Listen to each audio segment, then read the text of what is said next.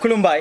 Hello guys जोंनि बर' हारिनि आदै मादै आदा जोंनि फंबाय बिनानाव लोगोसे बर' हारिनि आंगो लोगोफोर आंनि मुं प्रकाश नार्जारि नोंथांमोना नायदों भिएम सेटआप चेनेल लोगोफोर आङो गिदिं दिनै 11 नं बावखुंग्रिनि बिपिएफ हानजानिफ्राय जानानै सिगांनिफ्रायनो 3 बोसोर माने खेबथाम देरहानाय जोंहा दनेस्वर गयारि सारनि न'आव दङ आङो दिनै बिथांजों मोगा-मोगि लागोन बिथाङा 15 बोसोर माखासे रुल खालामबाय नैबे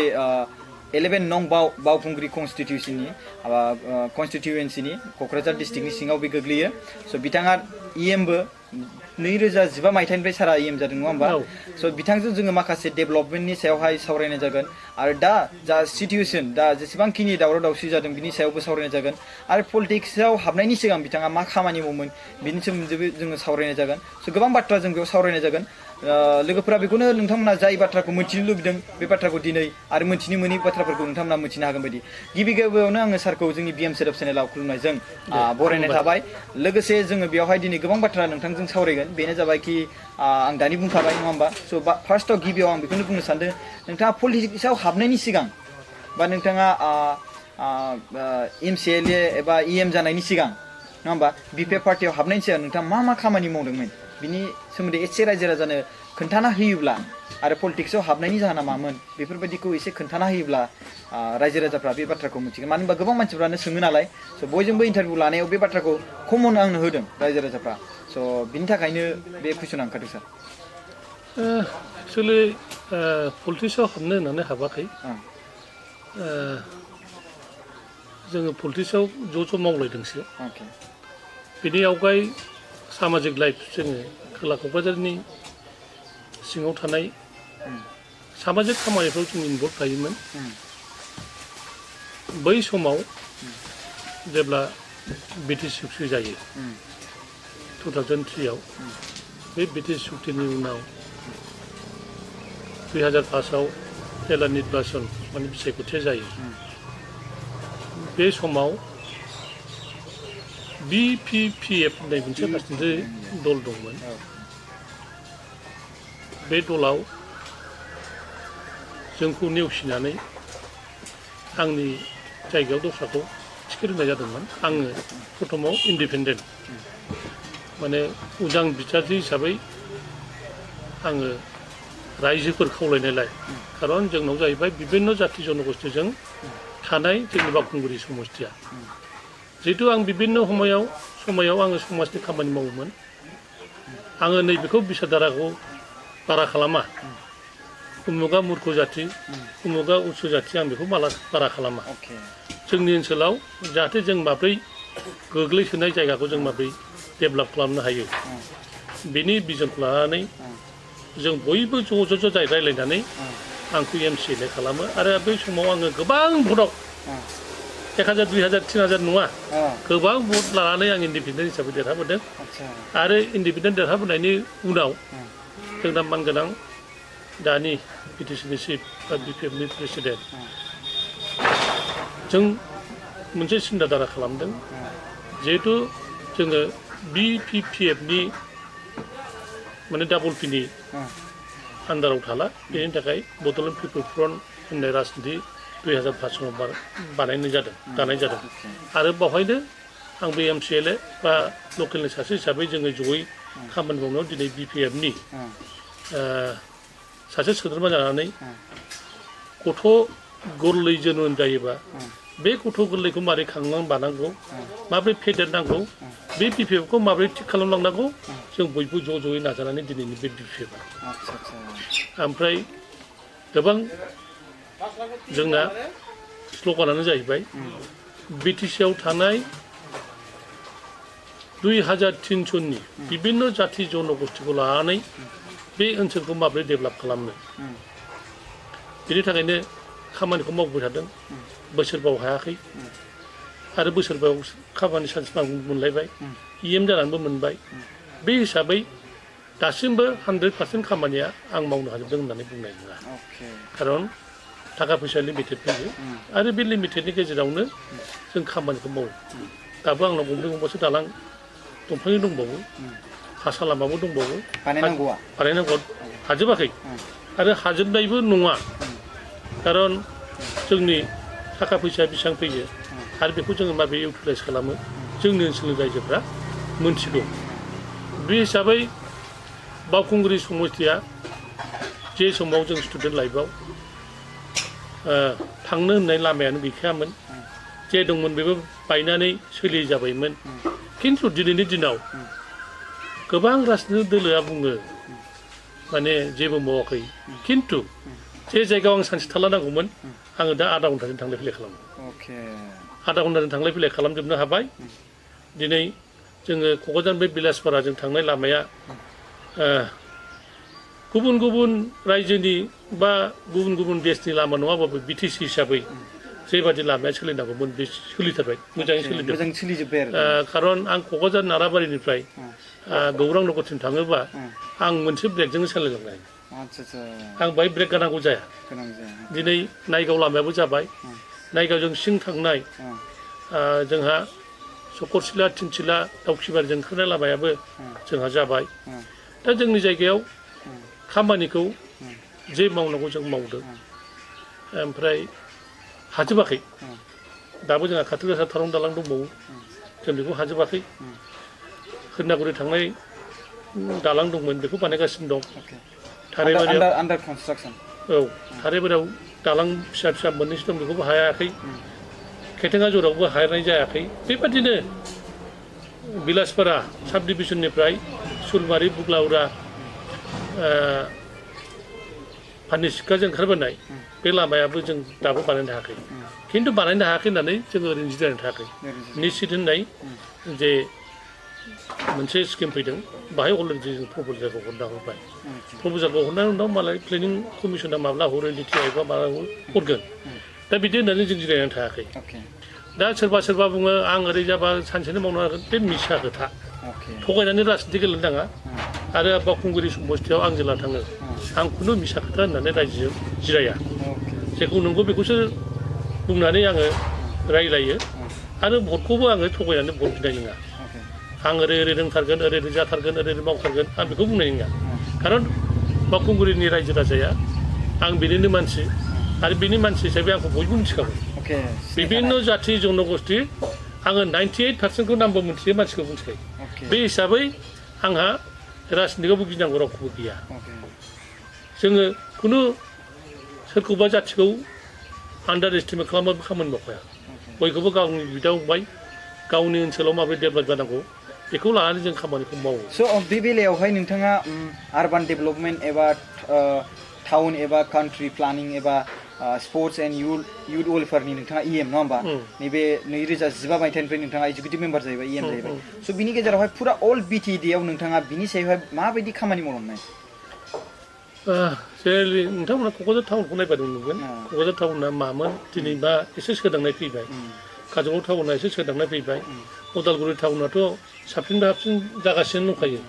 टंला टाउननि खोथाखौनो बुं दिनै गरेस्वरनि टाउननि खोथाखौनो बुं गसाइगाव टाउननि खोथाखौनो बुं आवगायाव जेबादिमोन दिनै महरा साबसिन जाबाय न' दाउआव स्लिम स्लिम खालामजोबथारनो हायाखै खिन्थु जोङो फैसाखौ मोजाङै इउटिलाइज खालामनो हादों आरो बेनिनो खामानिया दिनै गिदिरद्राय खामानि नङाबाबो क'क्राझाराव जेरै जोंहा फिफ्थ फाइनान्सनि थाखाय मोनसे अडिट'रियाम हल जों बानायगासिनो दं प्रगति बंग होननाय दाबो कमप्लिट जायाखै बिजना जाहैबाय 5 इयार्स जोङो 2 इयार्सनि फैसा मोनबाय बाखिया मोनबाय थागोन खालामगासिनो दं दा बेबादिनो जोङो प्रजेक्ट लानानै खामानिफोरखौ मावबाय थादों ओमफ्राय आरबान एरियानि जाय मावनाय अफिसियेलानो जा सोरबा कन्ट्रेक्टरानो जा दिनै खुनु आंनि सायाव माने गाज्रि मोननाय फैयाखै लाइबिलिटिसा एसे थादों आरो बेनि थाखाय जोङो देग्लाय होजोबनो हागौमोन होनो हायैनि बाथ्रा गैया आरो जोङो बेखौ टाउनखौ माबोरै क्लिन लाखिनो थाखाय जेनेबा स्वच्छ भारत सरकारनि जे नियम निति बेजोंनो दाजाबफानानै जोंनि फिउचार जेनेरेसना जिहेतु जोंनि BTC एरियायावनो थायो आरो टाउनाव जोंहा गोबां सुबुं अनजिमा थायो हिसाबै बे जायगाखौ मारै क्लिन खालामनो जोङो प्लेनिंखौ खालामबाय थादों आरो दिनैनि दिनाव जोङो बिभिन्न टाउनखौ लानानै मोनफा मोनफा मास्टार प्लेन खालामगासिनो दं खारन मास्टार प्लेन खालामाबा बबे ड्रेना बहा थांगोन बबे लामाया बहा थांगोन कारेन्टआ खुन्थिया बहा गायगोन बेफोरो थिग जायाखै बेनिखायनो जोङो मास्टार प्लेन खालामनायाव दिनै गोसो होदों ओमफ्राय बे मास्टार प्लेना क'क्राझार मास्टार प्लेना अलरेडि ओंखारबाय सार्कुलार जों होथ'वाखैमोन जिहेथु जोंहा फैबाय थानाय समाव 15 फाइनान्स 6 फाइनान्स फैसा जों मोनगौमोन बेनि थाखाय जोङो बेखौनो लानानै प्लेनिं खालामगासिनो दंमोन माबोरै मावनो जाहाथे जों जे मूर्ख जाबाय जोंनि फैबाय थानाय फिउचार जेनेरेसना एसे क्लिन BTC आव थानो हायो बेनि थाखाय जों प्लेन खालामनो मावबाय थादों बेबायदि ड्रिम आरो भिजन अके बे भिजन बिनि गेजेराव नोंथाङा होमबा बेखौ बुंनो सानदों कि जेबो प्रब्लेम माने जायाखै बे डेभेलपमेन्ट खालामनायाव नोंथाङा जेब्ला EM जादों बे नङा होमबा गासिबो खामानिखौ मोजाङै मावजोबदों बे बाथ्राखौ बुंनो सानदों सारा आচ্ছা स' बिनि गेजेरावहाय नोंथाङा BPF हानजाजोंनो नोंथाङा खेबथाम दारायबाय नङा होमबा खेबनैयाव MCLA महरै नोंथाङा प्रथमाव आङो इन्डिपेन्डेन्ट जोङो BPF नङामोन जों ज' देरहाखांनायनि उनावसो जों BPF खौ दादों इलेक्सननि उनावसो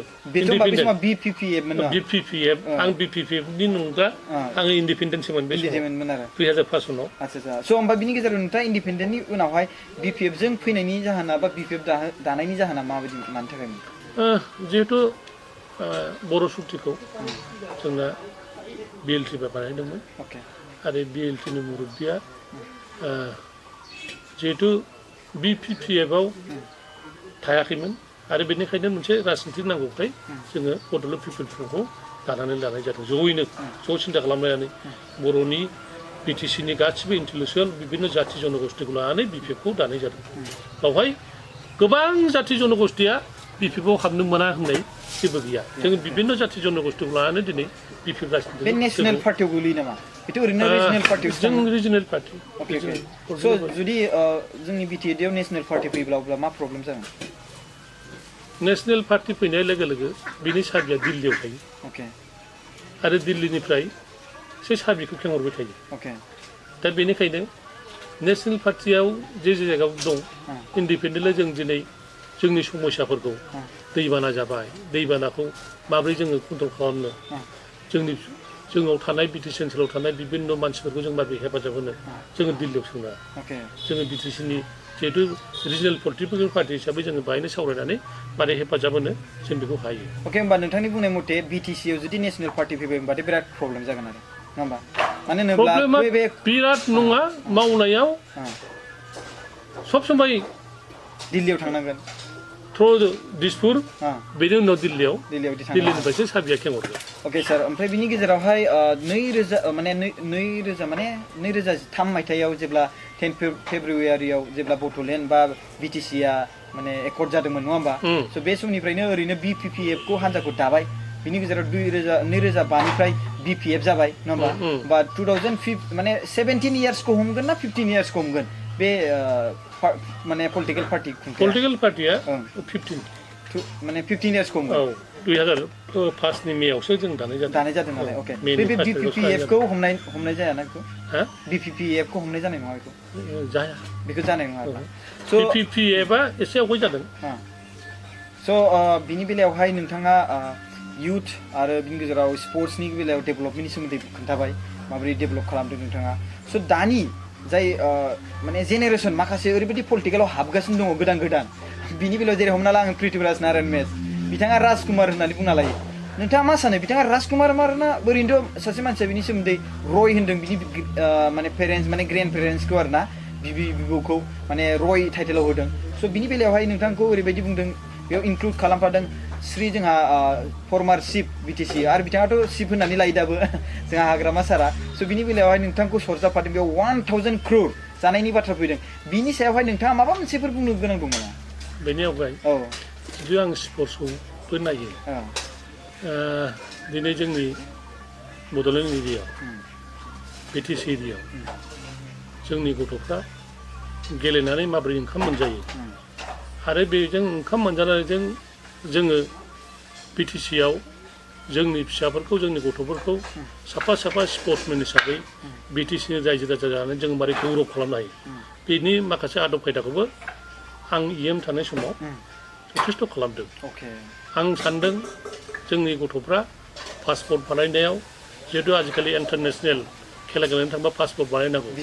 बे भिजानि थाखाय पासपर्ट बानायनांगौ बेनि थाखाय जोङो जेसेबां 100% हायाखैबाबो 90% गथ'फोरनिखौ आङो डनेट खालामदों। डनेट खालामदों आरो अके। ओमफ्राय बिसोरनिफ्राय जिहेतु नेसनेल इन्टारनेसनेल गेलेनो जेब्ला थाङो जोंनि बिमा बिफाया गरिबखा बे गरिब हिसाबै बिथांमोननो इन्टारनेसनेलाव माब्रै बेसेबां फैसा हरनांगौ नेसनेल गेलेनो थांबा बेसेबां फैसा हरनांगौ बेनि थाखायबो आं BTCआव मोनसे प्लान खालामना दोनखादों। अके बेनि थाखाय आरो बे फान्डनिफ्रायनो आं बिथांमोननो बेसेबां डिस्टेन्सआव बेसेबां खरस जागोन बे बेसेबां दिन थागोन खारन जोंनि गथ'फ्रा थांनानै दै मोजां लोंनांगोन प्रटिनखौ माबायदि जानांगोन बेनि थाखायबो जों गाइडलाइन हरखायो। डिहाइड्रेसन जायोबा बेनि देहायाव मा जानांगौ बेनि थाखायबो जोङो बेनि थाखाय बुजिहरखादों। खारन जोंना जाहैबाय गेलेयै गेलेयै साफा प्लेयार जानो सोलोंनाया बा बेखौ गुरुब लानाया जोंनि जायगानि जों साफा दायित्व जोंहा रायजोफोरनो खोथा होनाय दंमोन आरो बे खोथा होनाय थानायखायनो जोङो दिनै बानायदों। दा बेफोरखौ गोबां मानसिया मोनथियोबा Sujit Narzary first martyrs of Bodoland movement बेयो बाथिपारानि गेजेर समाव जोङो बेनो बल खेला होयोमोन एखमबा फान्डिं गैयिनि थाखाय जों स्टप थानाङोमोन। बेखौनो जेब्ला आङो MCLA जाजेनबाय जोङो ज' रायलायलायनायनि गेजेराव बे सुजित नार्जारिनि नामखौ माब्रै जोङो फोथांनानै दोननो बेनि थाखाय दिनै आन्डार-13 आसामनि फुटबल खेलाखौ जोलुर बादायलायनायखौ दिनै सुजित नार्जारि नामावनो दोननाय जाबाय आरो बिनि थाखाय जोङो 10 लाख फैसाबो जमा होदों। आंनो MCLA हिसाबै बेक्तिगत 5 लाख होदों 5 लाखखौ जोङो BTCनिफ्राय होनाय जादों। बेफोर जाहैबाय मोनफा बिजन। बेनिफ्राय जोंहा दाख्लैसो आसामनि सिनियर फुटबल लिग जे जायो बेनि नामावबो जोङो सोरगोआरि जोहोलाव सोमला बसुमतारी बिदा गेदेरनि नामावबो जों दोननाय जाबाय। खारन लासैनो जों मोनफा बबे जिनिसखौ पस्टमर्टेम खालामनानै भबिष्यत जों मोजां जागोन जों बेखौ खालामबाय थायो। खारन जों रोंजोबा रोंजोबैनि थाखाय जों पस्टमर्टेम खालामबाय थायो आरो बेनि थाखायबो बेफोरखौ जोङो मावबाय थायो। दा बेखौनो गोबां मानसिया होनो जेबो प्लेनिं गैया जोंहा प्लेनिं दं खिन्थु माखासे रांखान्थिनि जथेस्थ' थैयाव जोङो खामानिखौ मावलाबाया आरो स्मुथलि जों खामानिखौ मावलाबाया। बावहायनो गोबां मानसिया बुङो बिसोर थाखा जाजोब्बाय थाखा जाजोबनायनि बाथ्रा बुंग्राबोथ' नियम नितिखौनो मिथियागोनदां। सासे मानसिया टेन्डार होनांगौ बे टेन्डार मोननांगौ बेनि उनावसो मोनो नङा होमबा। दाख्लैसो जोंना बे मा जाथिनि मानसिया मोनसेया बर'थ' नंखाया राजबंसिथ' नंगौमोन खिन्थु राजबंसि जाथिखौबो गाज्रि बाथ्रा बुङो बर'फोरखौबो माबा बे गथ'आ दाख्लै माबा एलिगेसन होदों दनेश्वरनि पाब्लिकआव सिलाइ होनानै गावदों। बे गथ'आ हयथ' सासे सिनियर मानसिखौ माबायदि बुंनांगौ बे गियान गैया आरो बे गियान गैयिनि थाखाय सामाजिकबो नंखाया सामाजिक नङा सामाजिक खामानिबो मावफेराखै। बेफोर जाहैबाय जौ लोंलाबायनानै बखिलाबायग्रा दिनै UPPLजों थादों बोसोरसेनि उनाव बे UPPLजोंबो थानाय नङा। खारन बिसोर जाहैबाय अबेबा दखानाव मोजां फिथाइ मोनजायो नामा ओमफ्राय बेखौ एसे फिथाइखौ मोनजायाबा बे गाबोननो खारफिनदों। दा बेबायदि केरेक्टारखौ लानानै बिसोर खामानि मावदों। दा बेफोरखौ लानानै मोनसे मा होनो जिहेथु बियो इंलिस मिडियामनिफ्राय फरायनाय फैनाय नालाय जोंना बेखौनो इंलिस बुंनो थाखाय बाहायबाय नामा बिसोरो आं बेखौबो सानदों। ओंखायनो बे गथ'खौ बाहायलाबायबाय थादों आरो बेखौ बाहायनायाव जोंहा गिनांगौ बा माबा साननांगौ जेबो गैया। खारन बे गथ'आ RTI होलाबायो RTI होनानै नोंनो एथ' फैसा होयोबा RTIखौ उथायगोन बेबादि आरोखि। दिनै जों बे जिनिसखौबो जों खालामनांगौ गैया खारन थांनानै थानायाव जों जथेस्थ' खस्थ' खालामनानै फैखादों आरो बे खस्थ' खालामनानैसो जोङो दिनै बे लेभेलसिम मोनदों। बेनिफ्राय थाखा जानाय बा माबा जानायाव आंथ' बुंखादों दिनै जोङो इण्डियाआव CBIखौ सबसे देरसिन इनकाउन्ट एजेन्सि होनो बेनिफ्राय देरसिनबाबो आंखौ खालामदों। आंहा बेवहाय जेबो अपसन गैया खारन लाइफआव आं बिदिबो भुल मावखानाय नङा। खारन आंनि थाखाय आंनि फिउचार जेनेरेसना खुनु बदनाम जानो मोना आरो बेखौ मोखाङाव लानानैसो आं खामानिफोरखौ मावो। जों जे दं बेजों सोलिलांगोन जों जे भुल मावबाय जोंनि फिउचार जेनेरेसना जाहाथे भुल दाजाथों जों बेखौ जेब्लाबो सिन्था खालामो आरो जोंनि भुलनि थाखाय जोंनि फिउचार जेनेरेसना जाहाथे खोथाखौ खोनासङा बेनिखायनो जों बे लाइनावसो जों खामानिखौ मावलाङो स' नोंथांनि बे 11 नं नङा होमबा 11 नं बावखुंग्रि कनस्टिटिउन्सिया बे नैबे क'क्राझार टाउन बेसेबांसो गोग्लैयो रेल लाइननि खोलानिफ्राय रेल लाइन खोलानिफ्राय गोग्लैजोबो आच्छा ओरै ल' कलेजआबो गोग्लैयो एक्सेप्ट माने बागामसालि एरिया 7 नाम्बार वार्ड गोलैदों बेनि बादै गासिबो गोलैजोबो आरोना आप टु भिलेजफोरासिम आप टु ओरैहाय बेसेबां पार्सेन्ट होगोन ओरैनो टाउन बुंबा 40 माया टाउननि एरियाखौ बुंनो थांबा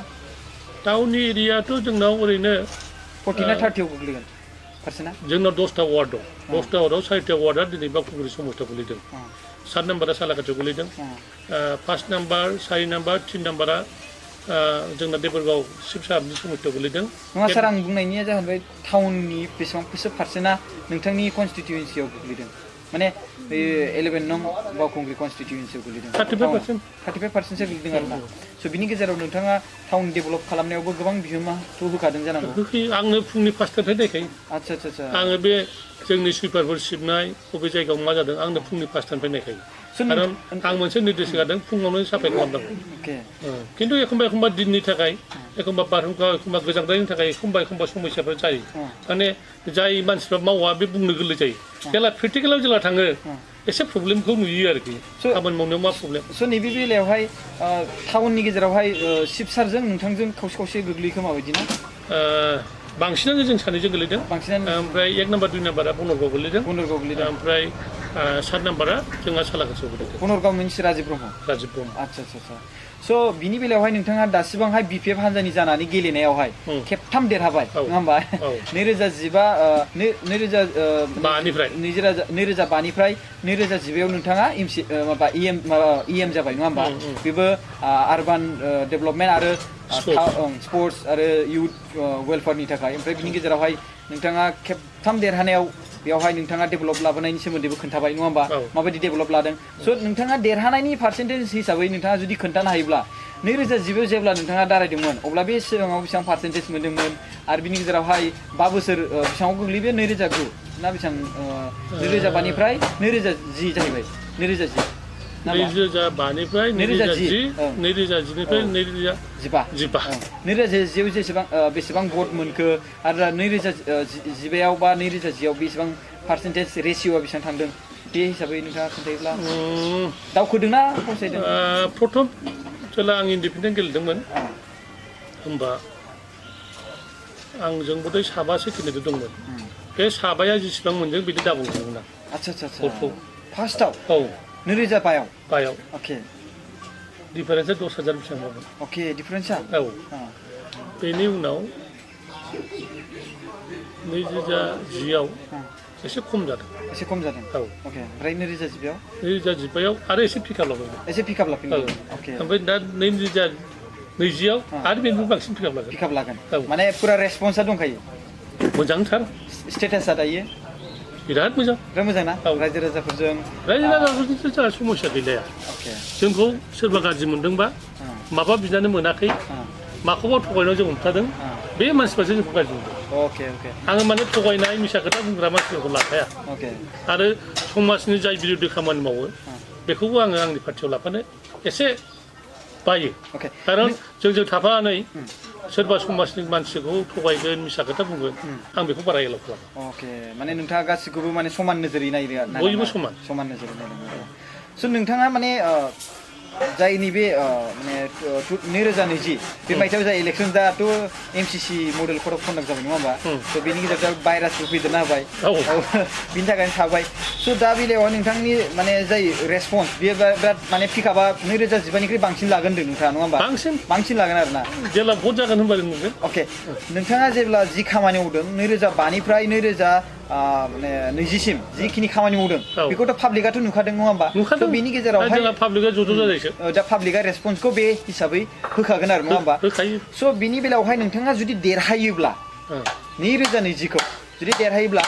बे 2020नि इलेक्सनखौ देरहाखांनायनि उनावहाय माबा मोनसे आं नैबे खामानिखौ आङो नैबे खेबथाम देरहानायनि गेजेराव मावासै आं बेखौ एबार मावथारगोन बेफोरबायदि दं नामा थांखि जेनेरेलि आङो जेला बिसायख'थिनि मिथिङाव थाङो आं मिसा खोथा बुङा ओरै मावनानै मावगोननि थाखाय नोंसोर भट हो आं बुंफेरा खारन समाया जोंखौ थिनगोन आरो बे समायजों फैनायजों फाइनान्सियेला मा पजिसन फैयो बेजोंसो खामानि मावनो थाखाय आङो रायजोफोरखौ बुङो उमुक दालांखौ मावगोन आंनो भट हो उमुक स्कुलखौ बानायगोन आंनो भट हो आं बिदि बुंफेरखाया आङो जेनेरेलि आपिल खालामो ओरै ओरै पलिसि दं खामानि मावनानै ओरै ओरै पलिसि दं बेयो बोथोरा जोंखौ थिनो जों बेखौनो खामानि मावगोन होननानै आं बुङो दिनै आङो दस्राबादि बे सेल्फ ग्रुपनो ओरै ओरै थाखा होगोन बबेबा गामिनो ओरै थाखा हरगोन आं बुंफेराखै आरो बुंनायबो नङा खारन राजनितिकआ दिनै मा दं मा गैया दिनै मा दं मा गैया जोङो फैबाय थानाय समावसो नुयो बेनिखायनो जोङो दिनै मिसा खोथा बुंनानै आंनि एथ' मोजां रायजो बावखुंग्रि समितिनि बे रायजोफोरखौ मिसा खोथा बुंनानै आं बुंफेराखै जेखौ नंगौ बेखौ होननानैसो बिगोन स' बे बिथिङाव होमबा नोंथाङा मा थांखि दं बेखौ बुंथ'नो हाया आरो इन्टारनेल मा थांखि दं बेखौ रायजोफोरनि सिगाङाव बुंनो नाङा बे बिजनखौ बिजन थायो खिन्थु बिजनखौ नोङो रायजोफोरनि सिगाङाव आं ओरै ओरै मावगोन ओरै ओरै मावा आं बेखौबो बुंनाय नङा बेनिफ्राय माखासे मानसिया बुंबाय थादों बावखुंग्रियाव जेबो इन्डास्ट्रि गैया माबाबो गैया आङो बारा लाइटबो खालामा माने बे इथा फाथा जानायखौनो आं एखमबा एखमबा अफसोसो खालामो खारन बेनि पलुसन जाबाय बेनिफ्राय जों बेसेबां बेनिफिट मोनदों दा इन्डास्ट्रि खालामोबा बहा हा मोनगोन हानि थाखायसो मोनगोन बेफोरखौ सिन्था खालामनानै आङो बाराबो एथ' गुरुत्व होखाया आं नैबेखौसो गुरुत्व होयो जिहेतु जोंना गरिब एरिया हिसाबै जों क'क्राझार टाउननि खाथियाव थानाय हिसाबै गोबां जोंनि रायजो राजाफ्रा मिस्ट्रि मावनानैबो जानो हायो दिनै गोबां फिसा फिसौ खामानि मावनानैबो मोजां बेनिफिट खालामनो हायो दा बेफोरखौसो आङो परामर्श होबाय स' दायो आं सारखौ बेखौनो बुङो बे भिडिअ'आथ' हाइलाइटसो सिस्टेम नालाय दाथ' इलेक्सननिबो सिजन जाहैबाय बाट कर'ना भाइरासनि थाखायसो जोङो बेखौ माने आगान स्टेप बारायलांनो हायाखै नङा होमबा स' बे बेलायावहाय आं लास्टआव नोंथांनाव बेखौनो सोंसै आरो ना कि नोंथाङा रायजो राजानि थाखाय माबाफोर मेसेज होनो दं नामा आं नैबेखौ बयखौबो खावलायगोन दिनै जोंनि गेजेराव जे गिलु बालु जों खोनायै सबसे देरसिन जोंनि दुर्जगानो जाहैबाय कर'ना भाइरास जोंनि लाइफआव दिनै आङो 54 जाबाय बे 54 बैसोआव सबसे देरसिन दुर्जगखौ आं बेखौ नुबाय बे दुर्जगनि थाखाय जोङो गभर्नमेन्टआ जोंनि हेल्थ डिपार्टमेन्टआ जे वर्ल्ड हेल्थ अर्गानाइजेसना जेखौ बिथोन होदों बे बिथोनखौ मानिनानै जों सोलिनांगौ आरो बे बिथोनखौ मानिबानो जोंनि गेजेराव बे भाइरासआ हाबनाय नङा बेनिखायनो गासिबो रायजो राजाखौ आं खावलायगोन जे गभर्नमेन्टनि गाइडलाइन होदों बेखौ मानिनानै जों सोलिनाया दरखार दं बेनिफ्राय बे राजनितिक खोथाखौ बाद होथ'नानै जोङो सिगां थांनानै थागोन थांनानै थाखाबासो जोङो राजनिति गेलेनो हागोन बेनिखायनो राजनितिक क्लाब जायाबालानो जोङो थांनानै थानो थाखाय जि पजिसनाव दं बे पजिसनखौ जोङो लानानै थालायनाया दरखार दं बेनिफ्राय बे समाव नङै खोथा बुंलायनानै गावखौनो देरगा खालामनाया टटेलि बाद खालाम बे नङै खोथाखौ बुंलायनानै गावखौनो देरगानो सानदोंबा बे जिनिसखौ बाद खालाम गाव बेसेबां रोंगौ बे रोंनायखौसो दिनै फिउचार जेनेरेसनखौ माबोरै साबसिन खालामनो बेखौसो जोङो बयबो रायजो राजा सिन्था खालामनाया दरखार दं खारन आं मोनसे जिनिसखौ नुदों जोङो BTC आव 32 लाख मानसि दं 32 लाख मानसिनि गेजेराव दासिमबो प्रिन्सिपाल सेक्रेटारि जानो सानैल' जयग'था जादों सासेया जाहैबाय डक्टर अनुपम राय आरो जोंहा सासेया जाहैबाय रबिनसन मोसाहारि दा बेखौसो जोंहा सिन्था खालामनांगौ जों नालाय मानसिफ्रा ओरैनो बेफोर खोथाखौ बाद होनानै जोंनि फैबाय थानाय फिउचार जेनेरेसनखौ माब्रै जोंनि जायगाखौ सासन खालामनायाव सासे एडमिनिस्ट्रेटर हिसाबै मोजां एडमिनिस्ट्रेटर हिसाबै बानायनोसो जों दानिफ्रायनो सेस्था खालामनाया दरखार दं ओरैनो बुंलाबायनानै नङा बे आइडियाफोरखौसो लानांगौ बे नोंथांनिफ्राय मेसेज आरोना रायजो राजानि थाखाय खारन गोबां जायगायाव गोबां समाव डिबेट खालामबाय बे डिबेट खालामग्रा गाव मा मानसि गाव बेसेबां रोंगौथि दं गावखौनो मिथिया दा बेफोरखौ बाद होननानै जों जे जाबाय जाहाथे फिउचार जेनेरेसना बे दगमगआव थाया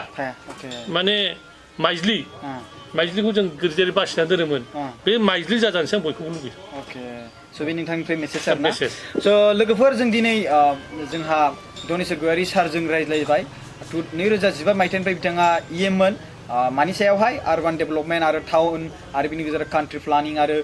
स्पर्ट्स एन्ड इयुथ वेलफेयारनि सायावहाय बिथाङा मोन स' बे 2020 मायथाइयाव इलेक्सनखौ जुदि देरहायोब्ला नोंथाङानो बेवहाय जाफिनगोन ना बेहाय एसेम्ब्लियाव देरहानाय केन्डिडेटफोरखौ लानानै सावरायनाय जायो आरो देरहाखांनायनि उनावहाय बेवहाय डिसकासन जानानै आरो बिनि गेजेराव अके बेवहाय सोरखौ दोननाय जागोन बे उननि बाथ्रा जासिगोन स' जों गोबां बाथ्रा दिनै जोंहा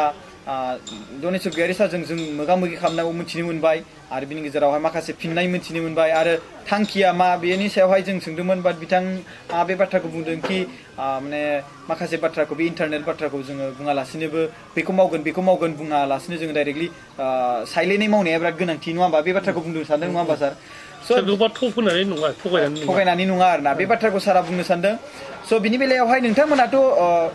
11 नं बावखुंग्रि कनस्टिटिउयेन्सिनि रायजो राजाफ्रा बिथाङा मा मावदों मा मावाखै नोंथांमोनाथ' नुगोन स' नोंथांमोना बिथांनो मा होयो भट होआ बे नोंथांमोननि सायावसै जों बे भिडिअखौ बानायनाय जाबाय हाइलाइट नङा होमबा सार स' बे हाइलाइटनि थाखायनो आं बेयाव सारजों मोगा मोगि लानो फैदों स' टाइम होनायनि थाखाय बिराद गोजोननाय थाबाय सार आं बेयावनो दिनै नोंथांजों मोगा मोगि लानायाव आं बेखौ फोजोबनो सानबाय सार आरो नोंथांनि मेसेजखौ रायजो राजाफ्रा खोनासंनानै जोबोद गोजोनदों जानांगौ आं बेखौ आसा खालामो आरो बेयावनो आं बयबो जोंनि बर' हारिनि रायजो राजाफोरखौ खुलुमनाय जासिनानै दोनथ'नाय जाबाय अके थेंक इउ